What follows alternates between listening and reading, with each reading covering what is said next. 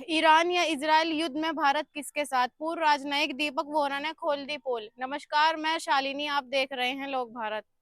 Iran और Israel के बीच युद्ध चल रहा है, इसका भारत पर क्या असर पड़ेगा? भारतीय दूतावास ने एडवाइजरी जारी की है। भारतीयों को सुरक्षित स्थान और दूतावास से संपर्क में रहने की सलाह दी गई है। आपको बता दें कि 7 अक्टूबर 2023 को हमास ने इजरायल पर हमला किया था। तब से लेकर इजरायल और हमास के बीच जंग चल रही है, जिसमें हमास हार मानने को तैयार नहीं है। वहीं इजरायल ने गाजा तो लगभग मलबे में तब्दील कर ही दिया है, लेकिन अब ईरान और इजरायल के बीच युद्ध छिड़ा हुआ है। दोनों देश एक दूसरे पर हमले कर रहे हैं। इस युद्ध में भारत किसके साथ?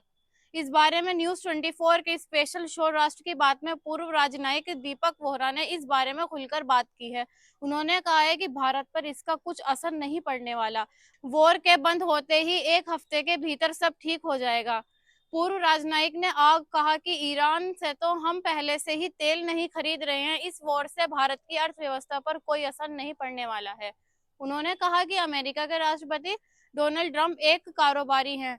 वह हर फैसले में अपना फायदा देखते हैं। यही वजह है कि वह इस मुद्दे पर भी बेहद कूटनीतिक कदम उठा रहे हैं। इजराइल और ईरान के बीच जारी जंग में पहले इजराइल ने ईरान पर हमले कर तबाही मचाई, अब ईरान ने हमले पर इजराइल में तबाही मचा दी। लोग जान बचाने के लिए बंकरों का सहारा ले रहे हैं।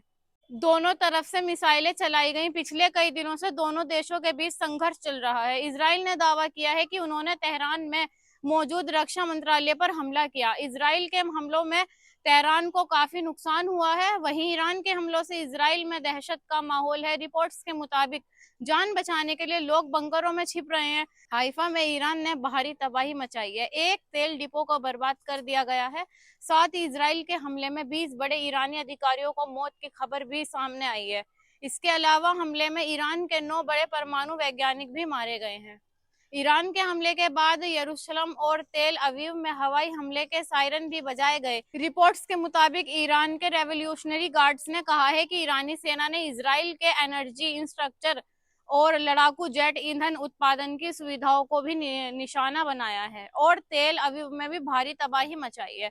राष्ट्रपति डोनाल्ड ट्रंप ने रविवार को ईरान को अमेरिकी संपत्तियों पर किसी भी तरह की जवाबी हमले के खिलाफ चेतावनी देते हुए कहा है कि अगर ईरान की ओर से हम पर किसी भी तरह से हमला किया जाता है तो अमेरिका सशस्त्र बलों की पूरी ताकत और शक्ति आप पर उस स्तर तक उतारी जाएगी जो पहले कभी नहीं देखा गया। ट्रंप की यह टिप्पणी ऐसे समय पर आई है जब इजराइल ने तेहरान में ईरान के रक्षा मंत्रालय के मुख्यालयों को निशाना बनाया और शनिवार को ईरान के प्राकृतिक गैस इकाई पर हमला किया। इसमें पहले रूस के राष्ट्रपति व्लादिमीर पुतिन और अमेरिका के राष्ट्रपति डोनाल्ड ट्रंप ने पश्चिम एशिया में बढ़ते तनाव और यूक्रेन शांति वार्ता पर चर्चा के लिए शनिवार को 50 मिनट तक फोन पर बातचीत की।